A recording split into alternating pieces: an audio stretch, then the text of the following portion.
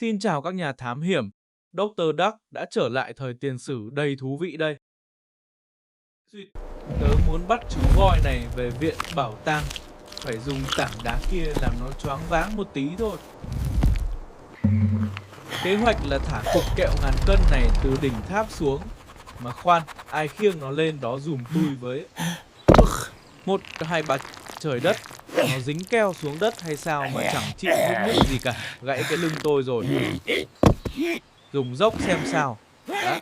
Dốc đứng thế này thì nó đẩy tôi chứ tôi đẩy gì nó đú tôi với.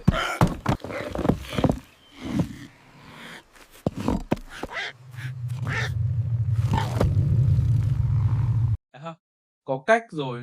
Con dốc kia dài hơn, nhưng thoai thoải thế kia thì sẽ dễ đi hơn rất nhiều.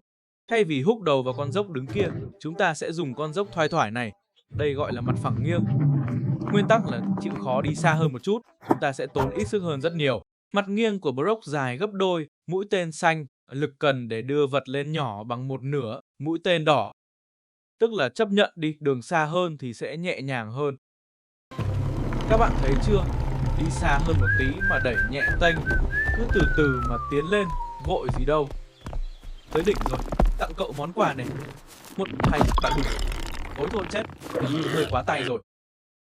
Xin lỗi nhá, anh bạn. Nhớ nhá, muốn nâng vật nặng mà vẫn giữ cái lưng khỏe mạnh, dùng mặt phẳng nghiêng ngay.